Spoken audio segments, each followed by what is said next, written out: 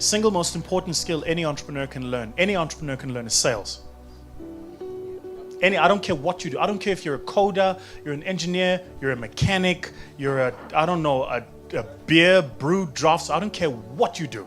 The single most critical skill you will learn as an entrepreneur, and it is 10 times more important than every other skill that comes after it, is sales. So if there's one excuse I never accept from entrepreneurs is I can't sell. Then don't be an entrepreneur. There's many other. Go be an accountant somewhere. Go practice HR. You know, there are companies that have nice long meetings and people sit and they have cookies and biscuits and there's an agenda.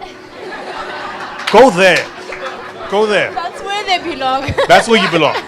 But in our world, we sell. So I like that. So that's the first thing. And the second thing I want to say to your question is, I also hate entrepreneurs that have the idea that they've got to have runway before they start a business. And there's this pervasive culture now in South Africa. You know, people go and create a business plan, and the business plan, I say I need 18 months runway, and I'm going to raise capital, and there's 18 months. Who's runway? Where are you running? On whose money, right? Because somebody has to pay the piper. So you want to start this thing, and you're telling funders, we've got to part with money to fund your dreams? I got my own dreams, player. I'll fund my own dreams. Yes. So the single most important skill you'll learn is sales. So what did I do? I sold. I used to do this thing called burn the line. In my business today, the team will tell you, I still tell them, burn the line. You know what that means? It means you pick up the phone, you come up with a telephone directory, and you do not put that thing down until you close a sale. Wow. I don't care what you say. What are you selling? HR consulting services? How do you think you're going to do it? Invite people for coffees at Melrose Arch? Doesn't work. That won't work. Yeah. Run an email shot on MailChimp? That won't work. A clever little campaign on Twitter, Facebook? That will not work. Get on the phone, get a directory, pick up the phone, and dial the fucking number. That's it. It's not. It really is not that complex. Even today, people don't know, guys don't know. Even today, I sell. When the team has the sale they've got to close and they need the big hitter, they pull Vusia. And I will walk in and I will close. That's what I do. Because if you can't bridge that skill as an entrepreneur, everything else you learn is immaterial. Yeah. The ability to develop now you guys, I feel like people are just distracted. Because you're designing websites and logos. Let's on. Let's on. Trying to look pretty online, you know. Not doing profiles and what are you doing, guys? People are trying to short circuit. Just.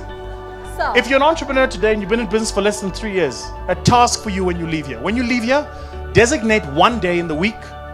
Designate a morning in that day. You start at 9. You finish at 11. You come up with a cold call list of 200. You know how I know? Because in 2 hours, you'll make 200 phone calls. And here's how the rules work in sales. It's 10 for 1. You make 10 phone calls, you get 4 appointments, 1 sale. But if you don't make the 10 phone calls, the 1 sale doesn't come. When you've done that, and you've got clients, and you're billing, and you're doing work, then you can worry about what's my website look like? What does my brand look like? Putting up an Instagram picture of you in your nice car. And then you can do that stuff. I was the very first speaker in South Africa to what we do call a sole designate, which means I went to all agencies in the country and I said to them, I don't want to work with you.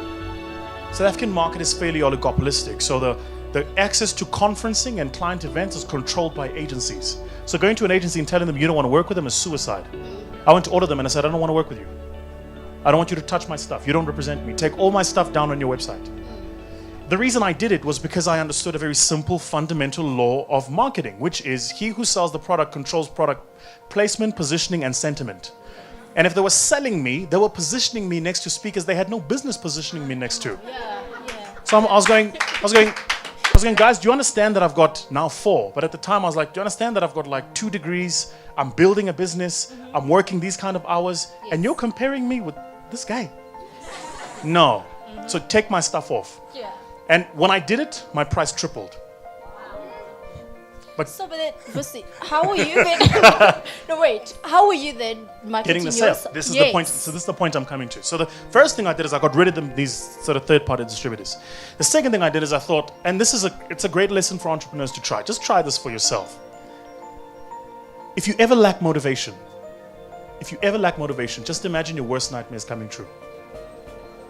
Just imagine the worst nightmare coming true. Imagine you've got zero money in the bank account, your biggest customer leaves you, and your biggest competitor doubles on revenue.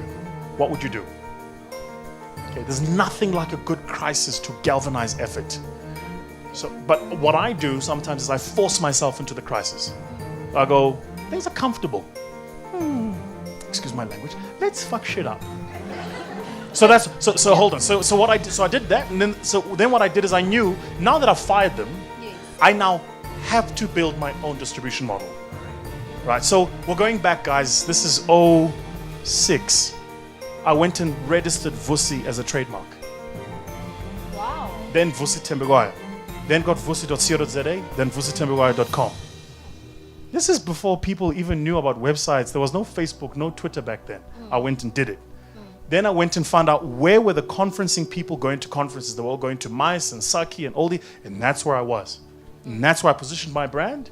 And it's an interesting thing. If you believe in the quality of your product, you don't need nobody to sell it for you. So I knew all I needed was one engagement. One would give me 4. Because in the room, there were 200 people. 4 of them need somebody for their next event. Yes. Those 4 give me 16. Yes. And then it's a multiple effect.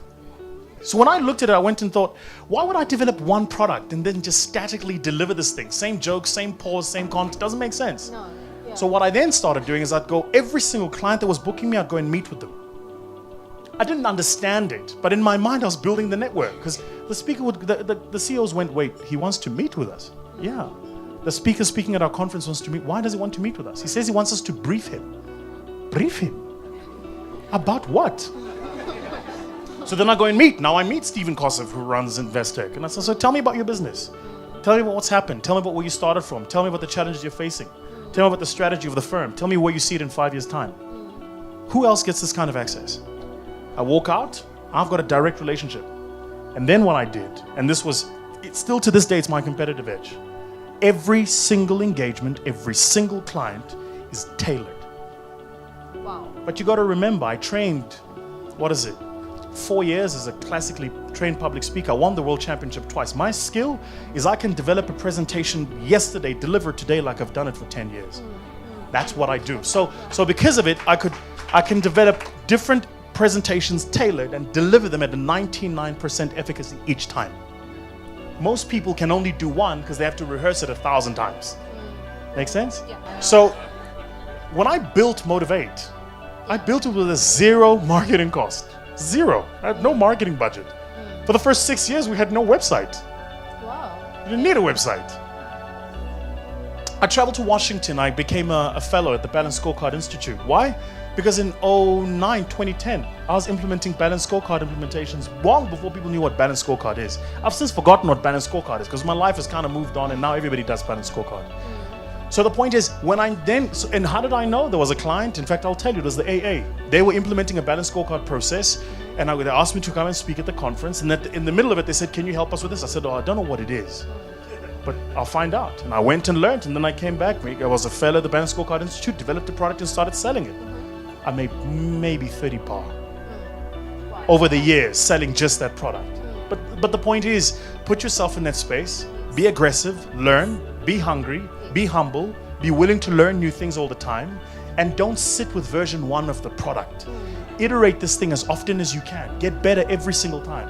If you have an employee, and this is the test if you're an entrepreneur, if you have an employee today, you fire them, if they come back in 3 months' time, they shouldn't recognize what you're doing. Absolutely. You should go, whoa, you've moved so fast. Yeah. Yeah. Right? Just wake up. You guys are sleeping. There's the young people say you're sleeping on yourself. You guys are sleeping. African entrepreneurs, you guys are sleeping. Can I be honest? You're sleeping. You're entitled. You're lazy. You have a quick return syndrome. You have too many expectations too quickly. Just wake up, guys. Wake up. It took 30 years to build Apple. It took 40 years to build Dell. It took 40 years to build Microsoft. And this is in the world's largest economy. You're in the bottom of the darkest economy on earth. How long do you think it's going to take you? Wake up. Yeah. It's not just about the effort, but wake up on everything. Wake up to the opportunities that are alive. Wake up to the political systems that govern us. Just wake up. Be awake. Watch what's happening around you. Read, love, live, learn. Be in spaces. Be involved. Just get in. Get in. Take this plug of yours in life and plug it into the cord of the system so that we can all be in it together. But just wake up. Too many of us are sleeping. We're doing the same things we've always done. You're doing the same things everybody else has done, and then you're waiting for the world to come and meet you halfway, and it doesn't work that way. Just wake up. And by the way, in today's environment, you have zero excuse not to know how to do something. I could understand Sis Brenda Fassi not knowing how to do it. But in today's world of ubiquity of information, the zero marginal cost, the internet of things, you have no excuse not to know how to do something for yourself. Zero.